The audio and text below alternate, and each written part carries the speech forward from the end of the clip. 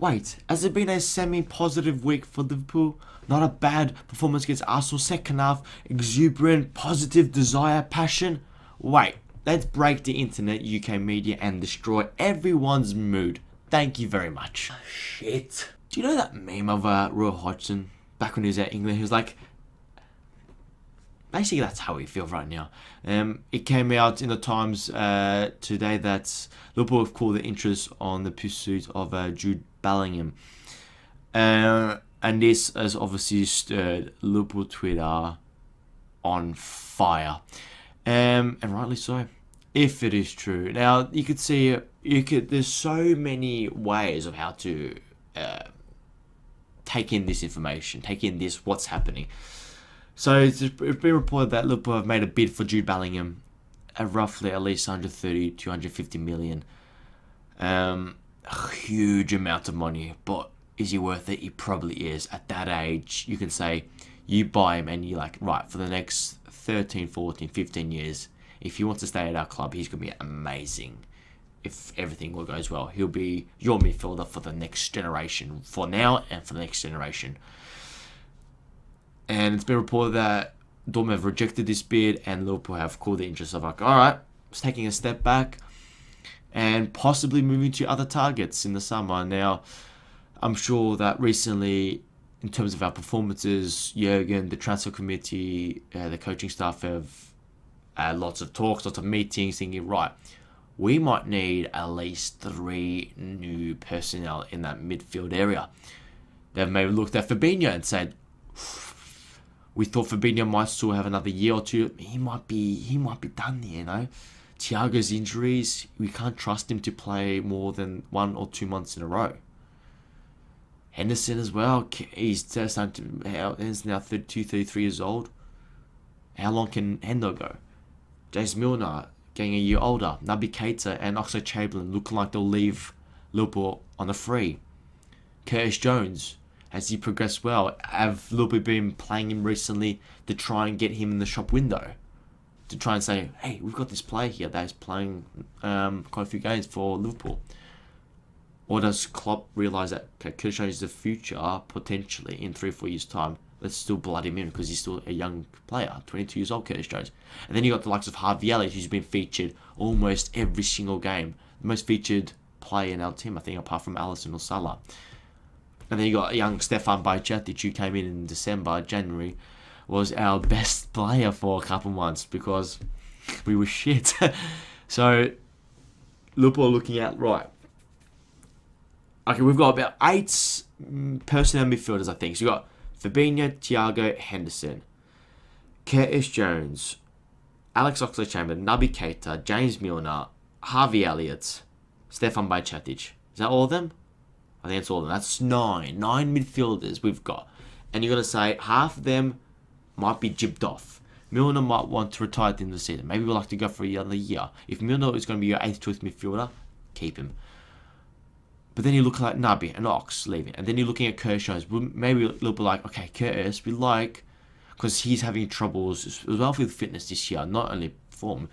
He's got some growing pains in his knee, I think it is. So he can't train. He has to do a schedule of, you have to train on these days. And if a match day happens on this day, you can't play, sort of thing. So it's really, really strict. If he overcomes it, will Liverpool keep him or like loan him out for a season in the lower Premier League? Same with Fabio Carvalho. Is he another midfielder? Is he a midfielder? Is he a winger? Who knows what he is, right? So Liverpool looking at potentially the last couple months thinking we might need 3 or 4 new players. And that's why they're probably ending the pursuit of Jude Bellingham. Now, if you need to get Bellingham for 150 million, sure, it'd be worth it. But if we've got 250 million, surely you'd like to spend 50 to 70 million on 3 midfielders and then get another centre half, which we need as well. Because likely John Matip will leave at the end of the season. And Van Dijk, you can't trust his fitness performance. He's losing a bit of physicality, you can tell. Or maybe that's just confidence. And Joe Gomez, you can't trust his perform as well. So you probably need another centre half to go with Konate. So that's 4 first team players we need added into this first team. Now, the options are looking like Alexis McAllister, he's an unbelievable player. If we can get him for 60, 70 million, 100% go for that. If we get Mateus Nunes for 40, 50 million, did you see the goal he scored the other day? He's just got a jet of an engine as well. Get him. Mason Mount is technically a fine football with energy. Still a young player. Still not reached his peak quite yet. Go get him. There is players out there. Gravenberg. Alright? Who else is there? Barry Cachado. If we think that Fabinho is potentially not good enough, will Klopp want to play by Chatic in the 6? Okay, he's too young. Do we have to get a number 6, a Cachado, or I don't know, X midfielder, XYZ, this type of defensive midfielder, the lad from Leipzig. So very interesting. I'm hoping they got plans, because if we sign only one midfielder, and it's not going to be enough. We need the bare minimum at least 2 midfielders. Better be 3 or 4. But you'd think that surely, if you're not going to sign Bellingham, and we lost out on Tchouaméni last season, and we didn't pursue our plan B if we did have one, right? But if we don't get our shit together, tell you what, you think right now it's bad, everyone's going to be on the ownership. And would it be, now, you could say that, is this the ownership saying, okay, ownership maybe giving for example, I sort of think of it, could this be a possibility as well, where the ownership gives 250 million in the transfer piggy bank, let's call it that, right? And the transfer committee, Jurgen, Pep Linders, everyone, coaching staff, everyone in the transfer committee say, okay, that 250 million, we don't want to spend on Bellingham, but we want to spend it this way. That's why I'm too dumb to have an opinion on ownership, because there's no information out there, if that makes sense. I don't know if it's ownership giving them not enough money, literally 130 million, 150, or is it the ownership giving the people responsible for the footballing transfers of inside outside saying, right, you've got 250 million, spend it however you want. I don't know how that, I don't know what, but tell you what, UK media have been wrong about Liverpool in the past, with Alisson, Van Dijk ending the pursuit. Naby Keita, I think they also said ending the pursuit, and we ended up getting them. So, even Thiago as well.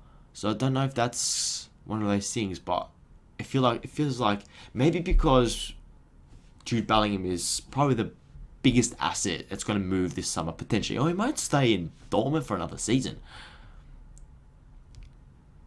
That's why maybe it's been reported, and it's been like a spiderweb, bang, everywhere now. Like a disease, bang, quick everywhere. Let me know your thoughts are, because if we don't sign Bellingham, fine. Even though he's an unbelievable talent, and probably like a guaranteed star right now and for the future. If we do sign 3 very good midfielders, I think that'll be better for Liverpool in the long term. Even if we sign Bellingham and maybe potentially not other midfielder, and then we sign a centre half. We need 4 players this summer. 3 midfielders and a centre half, the bare minimum. Right then. Let me know your thoughts as always down below. Thank you so much for watching, and we'll see you later.